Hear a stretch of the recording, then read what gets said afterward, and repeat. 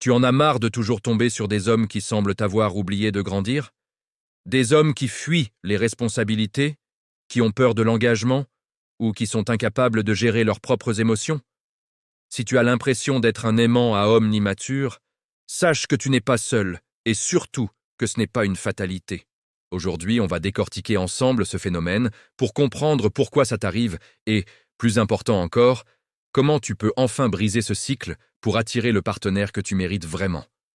Reste bien avec moi, car les clés que je vais te donner pourraient bien transformer ta vie amoureuse.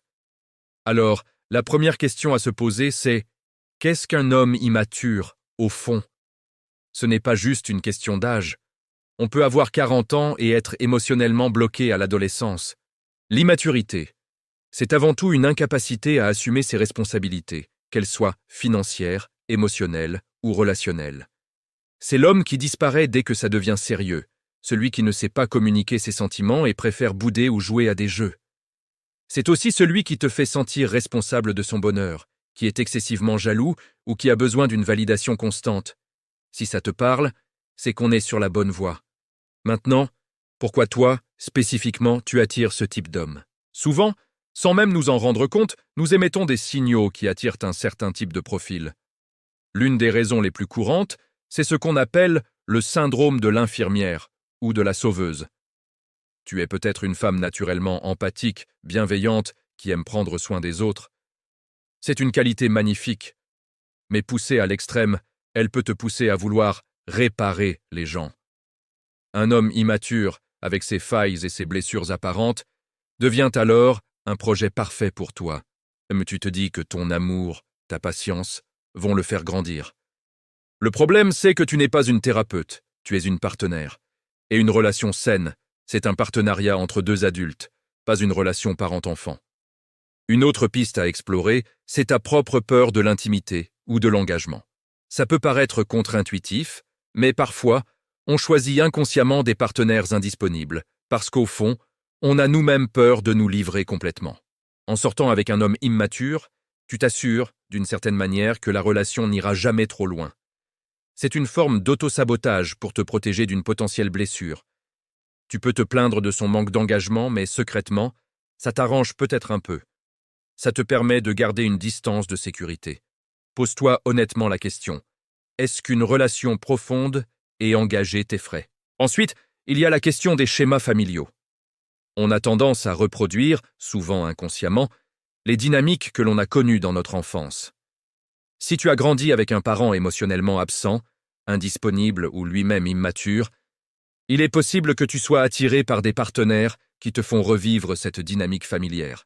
Ton inconscient cherche à réparer le passé en choisissant quelqu'un qui ressemble à cette figure parentale, dans l'espoir, cette fois, d'obtenir l'amour et la reconnaissance que tu n'as pas eue. C'est un piège puissant, car ce qui nous est familier nous semble, à tort, plus sûr, même si c'est douloureux. Un autre point crucial concerne tes propres limites. Sais-tu poser des limites claires et saines dans tes relations? Les personnes qui attirent les profils immatures ont souvent du mal à dire non. Elles ont peur de déplaire, de ne plus être aimées si elles expriment leurs besoins ou leurs désaccords. Un homme immature va tester ses limites en permanence. Si tu laisses passer un petit manque de respect, puis un autre, il comprendra très vite qu'avec toi, il peut faire à peu près ce qu'il veut. Il ne te voit pas comme une partenaire à respecter, mais comme une option confortable qui ne lui demandera pas trop d'efforts. Apprendre à poser ses limites, c'est envoyer un message clair.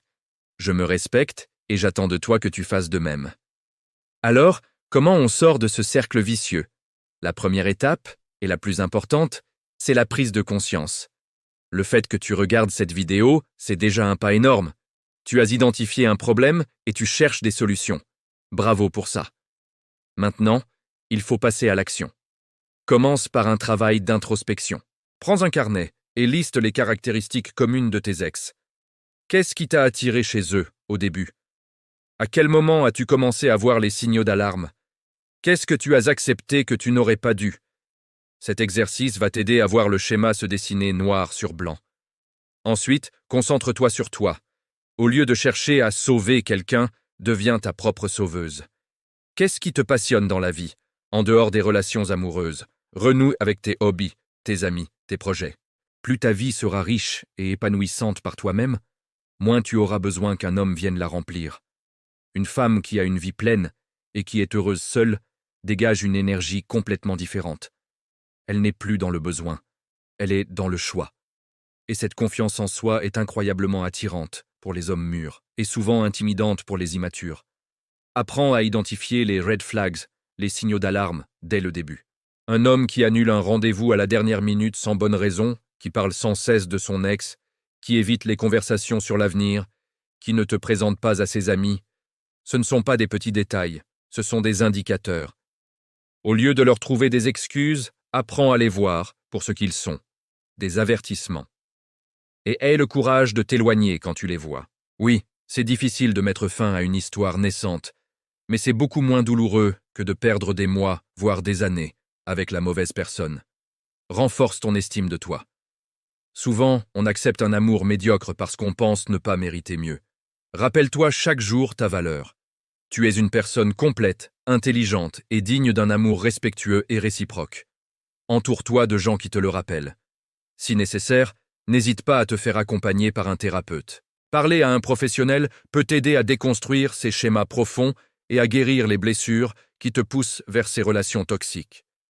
Ce n'est pas un signe de faiblesse, mais une preuve de force et d'engagement envers ton propre bien-être. Et enfin, sois patiente. Briser un schéma qui dure depuis des années ne se fait pas en un jour. Il y aura peut-être des rechutes, des moments de doute. C'est normal. L'important, c'est de ne pas abandonner. Chaque fois que tu choisiras de te respecter, de poser une limite, de dire non à une relation qui ne te convient pas, tu renforceras ce nouveau muscle. Et petit à petit, tu commenceras à attirer naturellement un tout autre type d'homme. Des hommes qui, comme toi, cherchent un véritable partenariat. Des hommes qui sont prêts à construire, à communiquer et à s'engager. Des hommes mûrs. En résumé, si tu attires les hommes immatures, ce n'est pas de la malchance. C'est souvent le reflet de tes propres schémas, de tes blessures et de tes peurs. Mais la bonne nouvelle, c'est que tu as le pouvoir de changer ça. En travaillant sur toi, en renforçant ton estime personnelle, en apprenant à poser des limites et en devenant la priorité de ta propre vie, tu vas complètement changer l'énergie que tu dégages. Tu ne seras plus une sauveuse en quête d'un projet, mais une reine en quête d'un roi. Et crois-moi, ça change tout. Merci d'avoir regardé cette vidéo jusqu'au bout. J'espère qu'elle t'a apporté des pistes de réflexion utiles. Si c'est le cas, n'hésite pas à laisser un pouce bleu, à partager tes propres expériences dans les commentaires, et bien sûr, à t'abonner pour ne pas manquer les prochaines vidéos. Prends bien soin de toi.